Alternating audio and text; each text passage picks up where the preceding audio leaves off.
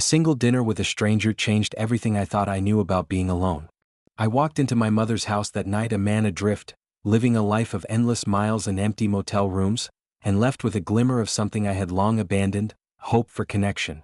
I never thought a simple yes to a mom's gentle request would lead me to someone who would turn the open road from a prison into a path home.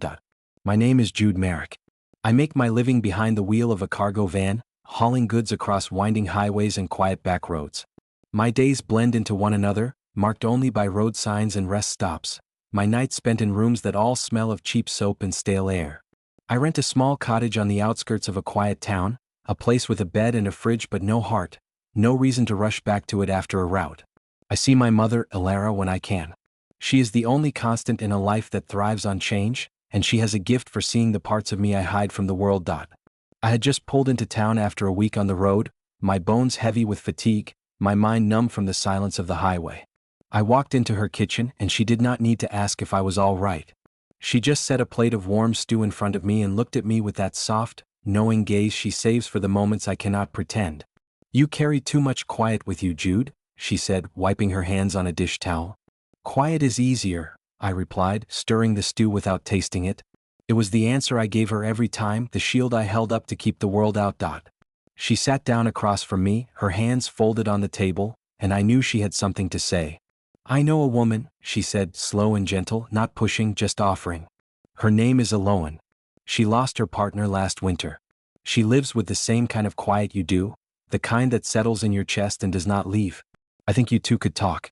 No pressure. No expectations. Just two people who understand what it means to feel a little empty." I stared at my plate, my throat tight. I wanted to say no. I wanted to retreat to my empty cottage and hide from the possibility of hurt, of disappointment, of feeling like I was trying to fill a space that was not mine to fill. "I do not want her to think I am trying to replace someone," I said, the words thick. "That would not be fair to her. Or to him." My mother reached across the table and touched my hand, her palm warm and steady. "She will not think that. She is not looking for a replacement. She is looking for someone who does not rush her to heal.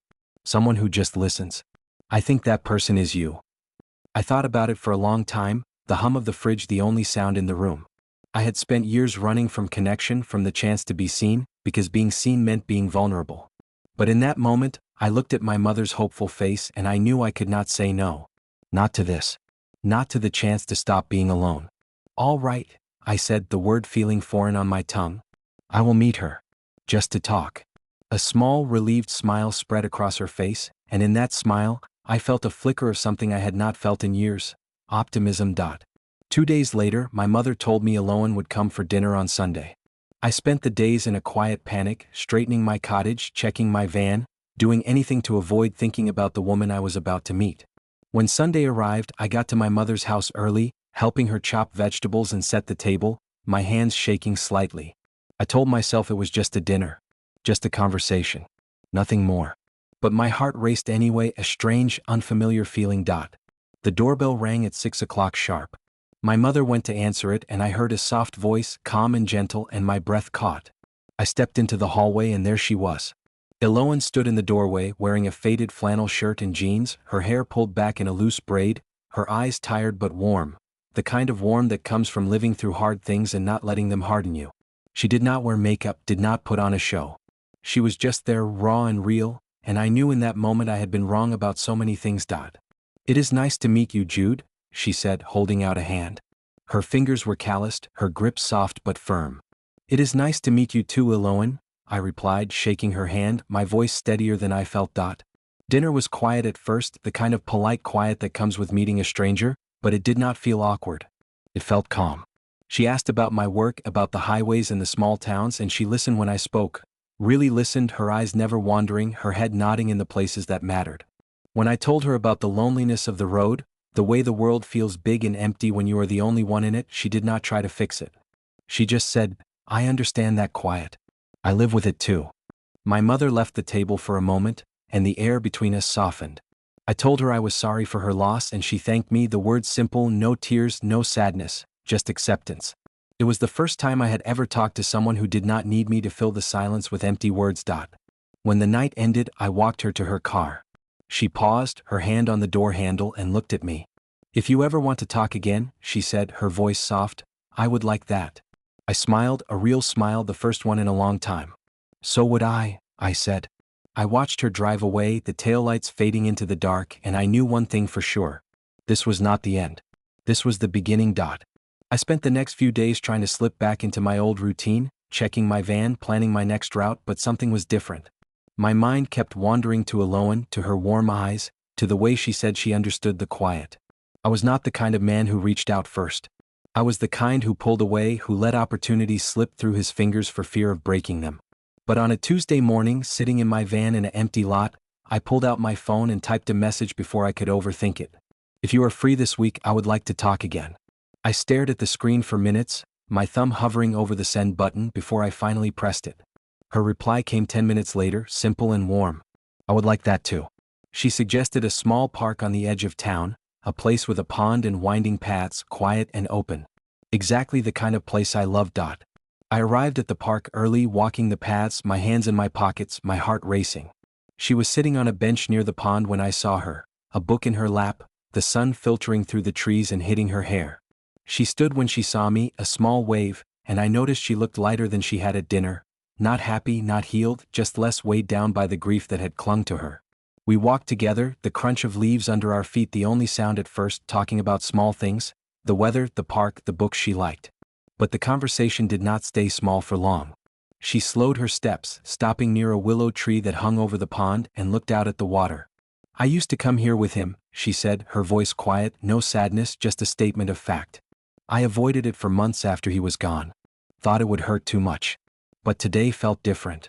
I stood beside her, looking out at the water, and said the only thing I could think to say. Are you all right being here now? She nodded, a small smile on her face. I think so. It feels lighter. Less lonely. We talked for hours that afternoon, walking the paths, sitting on benches, talking about the hard things. Her grief, my loneliness, the way life can break you and leave you feeling like you will never be whole again. She told me about the life she had lost, about the quiet mornings and lazy evenings, about the love they had shared, and I listened, no judgment, no pity, just presence. I told her about the road, about the way it had become my escape from a world that felt too big, about the empty cottage that was not a home, and she listened too, her hand brushing mine once, a small, gentle touch that sent a shiver down my spine. When we reached the gate of the park, she stopped, looking at me. I did not expect today to feel like this, she said. I thought I would feel guilty for laughing, for talking, for feeling something other than sadness. But I do not. I feel calm. I nodded, my heart full. I do too, I said. Before she left, she asked me to text her when I was back on the road. Just to let me know you are safe, she said. I promised her I would, and I meant it. I hit the road the next day and I kept my promise. I texted her from rest stops, from motel rooms, from the side of the highway at dawn, watching the sun rise over the fields. Nothing dramatic, just small check-ins. I am safe. The road is quiet today. Saw a field of sunflowers that made me think of you. She replied every time, her messages thoughtful and real, steady in a way nothing in my life had ever been. I'm glad you are safe.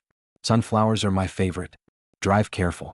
Somewhere between two small towns, I looked at her message on my phone, and I realized her words had become the most grounded part of my day. The open road no longer felt empty. It felt like a path back to her. When I returned to town a week later, I texted her the second I pulled into the lot. I am home. Would you like to meet tomorrow? Her reply came in seconds. I would like that very much. We met at a small cafe downtown with wooden tables and soft lighting, a place where no one rushes you out. She was sitting by the window when I walked in, a cup of tea in front of her, and she smiled when she saw me, a real smile, bright and warm, and my heart skipped a beat. We talked for hours, through lunch and into the afternoon, the conversation flowing easy, no silences too long, no words unsaid. We walked through town after, past a bookstore and a bakery and a small playground where kids laughed and ran. She slowed down when she saw the playground, her eyes soft. We wanted kids, she said, quiet. Planned for them. Never got the chance. I did not speak. I just took her hand, my fingers lacing with hers, and squeezed it gently. She did not pull away. She squeezed back. That small touch changed everything. Our connection deepened after that, slow and steady, no rush, no labels, just two people choosing to be with each other one day at a time. When I was on the road, we talked on the phone late at night, her voice the last thing I heard before I fell asleep, the first thing I wanted to hear when I woke up. When I was home, we spent every moment we could together. Cooking dinner at her small house, walking the park, sitting on her porch and watching the sunset, talking or just sitting in comfortable silence. I helped her fix a loose fence in her yard, she baked me bread to take on the road. I brought her flowers I picked by the highway, she left sticky notes on my van dashboard that said drive careful. I love you. The words snuck up on us, no grand declaration, just a quiet truth that felt like breathing. One evening in early autumn we sat on her porch, the air cool, the sky turning orange and pink, a mug of hot cider in each of our hands. She leaned her head on my shoulder, her body warm against mine, and said, I used to think healing meant forgetting him. I thought if I felt happy again, if I loved again, I was betraying him. But being with you does not feel like that. Feels like starting something new. Something that honors the love I lost and celebrates the love I found. I wrapped my arm around her, pulling her close, and kissed the top of her head, my voice thick with emotion. I do not want to take anything from your past, Elowen, I said, my words slow and sure. I just want to walk with you into whatever comes next. For as long as you will let me. She lifted her head, her eyes shiny with tears, and smiled. I am ready for that, she said. I have been ready for a long time. Winter came, cold and bright, and our love only grew stronger. I called her one night from a rest stop in the mountains, snow falling quietly around my van, the world white and still. I miss home, I said, the words slipping out before I could stop them. There was a pause on the other end of the line, then her soft voice, warm and steady like a blanket. You do not just come home to a place anymore, Jude, she said. You come home to me. I sat in the silence for a long time, the snow hitting the roof of the van, and I cried, happy tears, relief tears, tears for the years of loneliness I had endured, for the love I had found, for the home I had finally been given. When I returned to town a week later, she was waiting for me at the lot, a cup of hot chocolate in her hand, a smile on her face. I pulled her into my arms, holding her tight, and she whispered in my ear, welcome home. That was months ago. Now, my life is still marked by miles and highways, by cargo vans and rest stops, but it is no longer empty. It is filled with Elowen's laughter, with her soft voice on the phone, with sticky notes on my dashboard and bread in my van and a house that feels like home when I walk through the door. She still has hard days, days when grief comes back without warning, days when she misses him with every fiber of her being. I do not try to fix those days. I just hold her, I listen, I let her grieve, and she does the same for me when the loneliness of the road creeps in, when I feel like I am adrift again. We heal each other, slow and steady, one quiet moment at a time. She told me once, sitting on her porch watching the sun set, that her partner always hoped she would find happiness again, even if it was not with him. I think he would like you, she said, her hand in mine. I think he would be glad I found you. I do not feel like a replacement. I feel like a new chapter, a continuation of the love she has in her heart, not a replacement for it. And she is the same for me, the one who turned my empty road into a path home, the one who taught me that loneliness is not forever, that love can find you when you stop running, that the most beautiful things in life grow slow and steady, rooted in patience and respect and quiet connection. My mother was right. All I ever needed was someone who understood the quiet. All I ever needed was her. Love does not always roar. Sometimes it whispers. Sometimes it finds you in a mother's kitchen, over a plate of stew, with a simple yes, to a chance you never thought you would take. Sometimes it is slow and steady, quiet and real, and it is more beautiful than any grand gesture could ever be. If this story touched your heart, if you believe in slow love, quiet connection, and the healing power of just being there, like, comment, and subscribe to my channel. We share emotional tales of unexpected connection, grief and healing, and the love that grows when you stop running. Comment below, quiet love, if you have ever found hope in a simple conversation, a gentle touch, or a chance meeting that changed everything. We want to hear your story.